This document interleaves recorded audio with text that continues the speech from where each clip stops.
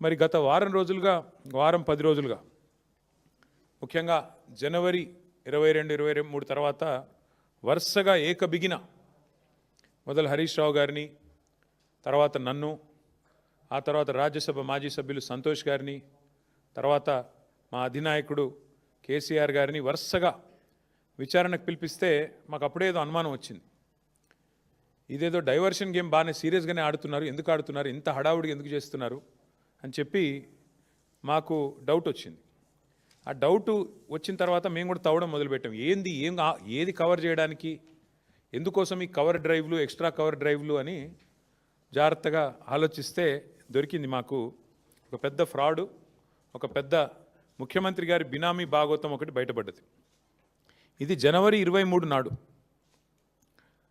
కేంద్ర ప్రభుత్వం అట్లాగే రాష్ట్ర ప్రభుత్వానికి సుప్రీంకోర్టు నోటీసులు ఇచ్చింది. KLSR అనే ఒక కంపెనీ, ఇన్ఫ్రాస్ట్రక్చర్ కంపెనీ, ఈ కంపెనీ ముఖ్యమంత్రి గారి బినామీ కంపెనీ. KLSR ఇన్ఫ్రా అనే కంపెనీ ముఖ్యమంత్రి గారి బినామీ కంపెనీ. నేనేదో ఊరికే అనట్లేదు, అది దానికి ఆధారాలతో సహా ఇప్పుడే మీకు చూపెడతాను. ఇప్పుడు నేను ఈ మాట చెప్పగానే కొన్ని ఛానళ్ళు లైవ్ కట్ చేస్తాయి, అది కూడా నాకు తెలుసు, పర్వాలేదు. అయినప్పటికీ ఈ KLSR ఇన్ఫ్రా అనే కంపెనీ ఏదైతే ఉందో దాని భాగోతం బయటపడి సుప్రీంకోర్టు నోటీసులు ఇచ్చింది కేంద్ర ప్రభుత్వానికి, రాష్ట్ర ప్రభుత్వానికి. వెంటనే మరి ఈ దివాలా తీసిన కంపెనీ ఏదైతే ఉందో 6,000 కోట్ల రూపాయల వర్కులు వీరికి దివాలా తీసిన సమయంలోనే, స్పష్టంగా నేను చదువుతాను, మీరు వినండి. ఏం రాశారంటే, centre and Telangana get Supreme Court notice for KLSR Infratechs insolvency fraud. The company allegedly secured government tenders worth approximately rupees 6,000 crore during the insolvency period without the authorization of interim resolution professional. IP professional ఇది లేకుండా, అనుమతి లేకుండా 6,000 కోట్ల టెండర్లు తెచ్చుకున్నారు వీళ్ళు. మరి ఎక్కడికి వచ్చినాయి ఈ ప్రాజెక్టులను మాకు కూడా అనుమానం వచ్చింది. ఎక్కడొచ్చినాయి ఆ ప్రాజెక్టులు అంటే మొత్తం తెలంగాణ. ముఖ్యమంత్రి గారి బినామీ కంపెనీ ఎందుకన్నాను అది కూడా చెప్తాను. ఇగో ఎక్కడెక్కడ వచ్చినాయి మీకు వరుసగా చదువుతాను, ఏమేమి వచ్చినాయి కూడా మీకు చెప్తాను వరుసగా. ఇవన్నీ కూడా మీకు వివరంగా చెప్తాను, ఇవన్నీ కూడా ఆధారాలతో సహా మీ ముందు పెడతాను. ఇవాళ వాస్తవం ఏంటి అంటే, రేవంత్ రెడ్డి గారు చీఫ్ మినిస్టర్ కాదు, ఆయన బినామీ చీఫ్ మినిస్టర్ అని అందరికీ తెలుసు. ఎందుకంటే ఆయన వేరే వాళ్ళ కోసం ఇక్కడ ఆయన ఏదో అట్లా చూడడానికి అట్లా ఆయన ముంగటుంటాడు, కానీ వెనకాల ఆయన నడిపించే వాళ్ళు వేరే వాళ్ళు ఉన్నారు, అది అందరికీ తెలుసు. ఇవాళ ఆయన బినామీ చీఫ్ మినిస్టరే కాదు, బినామీ మాస్టర్ అని చెప్పి కూడా ప్రూవ్ చేసే భాగోతం ఇది. గత 2 ఏళ్లుగా అదేవిధంగా గతంలో కూడా బ్లాక్మెయిల్ చేసి సంపాదించిన డబ్బులు, అప్పనంగా ఈయన అడ్డంగా సంపాదించిన డబ్బును ఈ బినామీ కంపెనీలోకి దొడ్డిదారిన మళ్లిస్తూ ఉన్నాడు. సీఎం సీట్లో కూర్చుని ఇవాళ తన బినామీ కంపెనీకి 1,000 కోట్ల ప్రాజెక్టులు, ఇప్పుడే నేను చెప్పిన ప్రాజెక్టుల పేర్లు కూడా చదువుతాను. ఎక్కడెక్కడ ఇచ్చారా ఆ ప్రాజెక్టులు అంటే మీరు గమనిస్తే, కొడంగల్ లిఫ్ట్ ఇరిగేషన్ మీకు చదివి వినిపిస్తాను, మొత్తం వినిపిస్తాను, మీరు వినండి, కొద్దిగా సావధానంగా వినండి.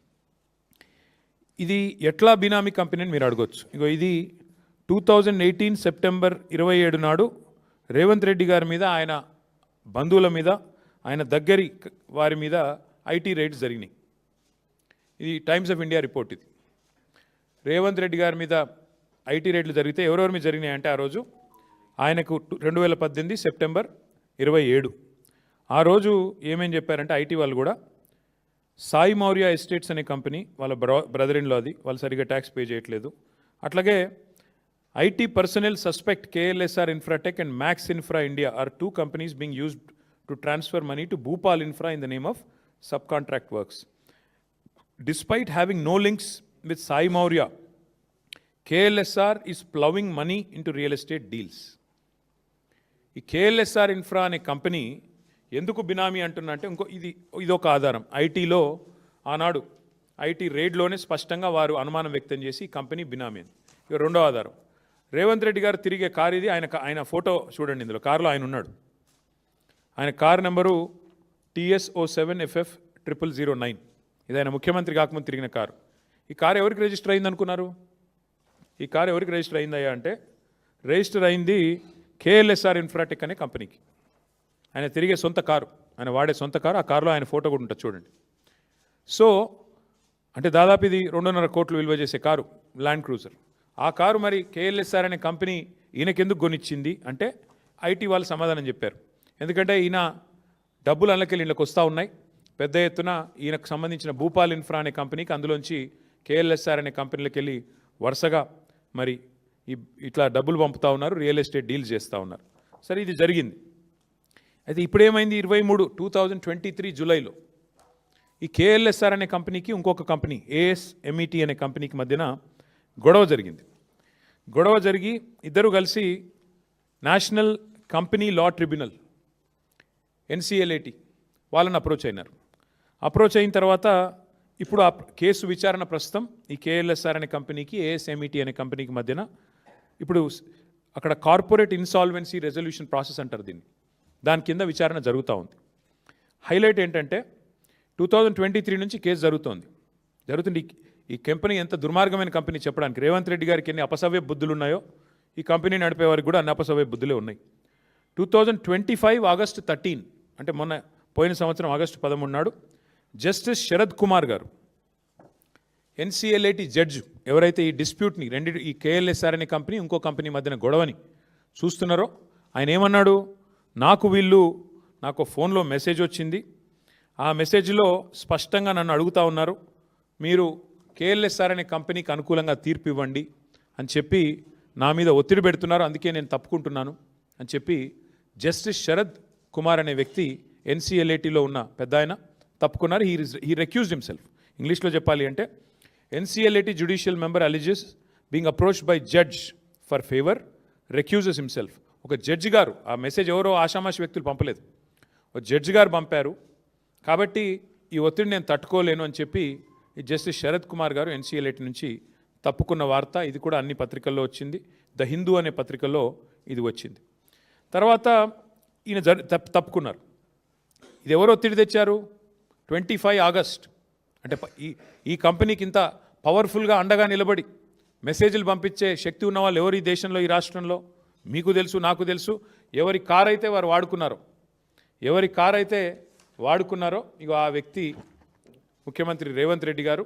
మరి ఆయన ద్వారా మరి ఎవరో వీరికి మెసేజ్ పంపి వీరిని ప్రలోభ పెట్టే ప్రయత్నం చేస్తే వెంటనే ఆ జడ్జి గారు కూడా తప్పుకున్నారు. అట్లాగే ఇందాక నేను చెప్పాను మీకు, ఈ కంపెనీ బినామీ కంపెనీ, ఈ కంపెనీలో బినామీ పెట్టుబడులు ఉన్నాయి రేవంత్ రెడ్డివి అని నేను చెప్పడం కాదు.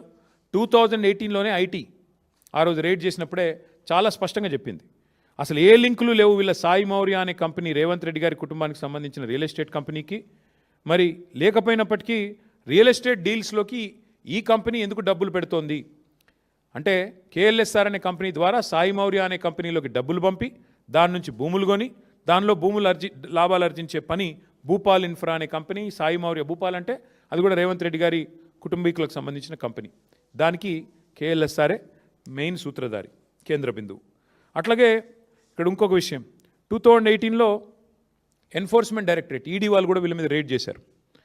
ఆ రోజు రేడ్ చేసినప్పుడు ఇప్పుడే నేను చదివాను, ఈడీ ఐటీ రేడ్ చేస్తే ఆ రోజే ఈ వార్త కూడా వచ్చింది, ఈ కంపెనీ బినామీ రేవంత్ రెడ్డి గారికి అని అనుమానాలు వ్యక్తమవుతున్నాయి అని చెప్పి వార్తలు వచ్చినాయి. ఈ అనుమానం వ్యక్తం చేయడానికి ఇప్పుడే నేను చెప్పాను, ల్యాండ్ క్రూజర్ వెహికల్ ఏదైతే రేవంత్ రెడ్డి గారు బాహాటంగా తిరిగేటాడో అది కంపెనీ కొనిచ్చిందే. అట్లాగే ఈ మధ్యనేదో దొంగతనం బయటపడే వరకు మార్చినట్టున్నారు. ఇంకా విచిత్రం ఏంటంటే ఇక రేవంత్ రెడ్డి గారు ముఖ్యమంత్రి కాగానే వీళ్ళకి రెక్కలు వచ్చినాయి. బినామీ అని చెప్పడానికి ఎందుకు చెప్తున్నా అంటే రేవంత్ ముఖ్యమంత్రి కాగానే ఇక వాళ్ళ ప్రాజెక్టులు వాళ్ళ కంపెనీ వెబ్సైట్ నుంచి తీసుకున్నాం. ఏమంటారు వీళ్ళు, మాకు ఈ మధ్య కాలంలోనే పెద్ద ఎత్తున 6,000 కోట్ల ప్రాజెక్టులు వచ్చినాయి, అమృత్ స్కీమ్ వచ్చింది, జల్ జీవన్ మిషన్ వచ్చింది, యంగ్ ఇండియా రెసిడెన్షియల్ స్కూల్స్ మొత్తం కలిపి 6,000 కోట్ల రూపాయల వర్క్స్ మాకు వచ్చినాయని చెప్పి, యంగ్ ఇండియా అంటే మన ప్రభుత్వం తీసుకున్న స్కీము, జల్ జీవన్ ముఖ్యమంత్రి గారి కింద అమృత్ స్కీమ్ ఉంది, అన్నిట్లో కూడా 6,000 కోట్ల వర్కులు. నేను చదువుతాను ఎక్కడెక్కడ వచ్చినాయో కూడా చెప్తాను మీకు.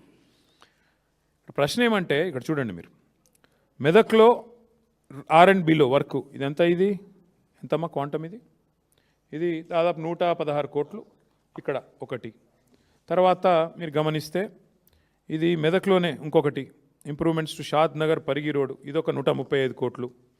తర్వాత construction of lift irrigation scheme, ఇది ఎక్కడ, మోతే సూర్యాపేట, ఇది 1910 కోట్లు కేఎల్ఎస్ఆర్ ఇన్ఫ్రాటెక్. తర్వాత Rajiv Gandhi lift irrigation scheme, ఇది ఎక్కడ, గణపవరం కోదాడ, ఇది కూడా మరి ఇది కూడా 320 కోట్లు. ఇంకొకటి establishment of new college of veterinary science in Kodangal.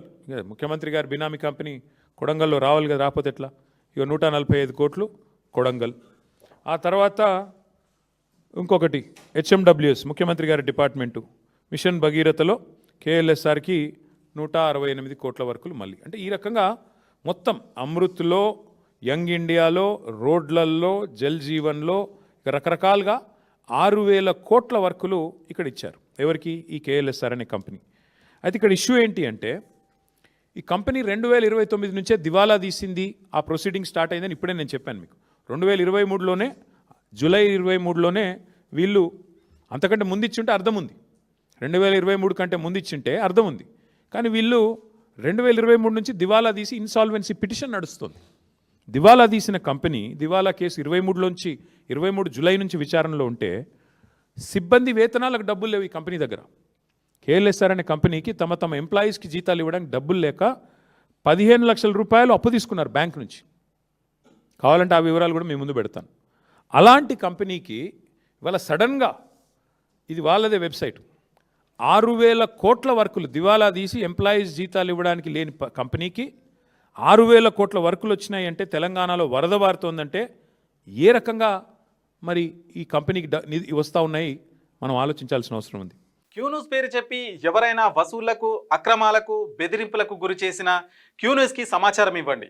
Q News ఎప్పుడూ ఇలాంటి చర్యలకు పాల్పడదు, ప్రోత్సహించదు.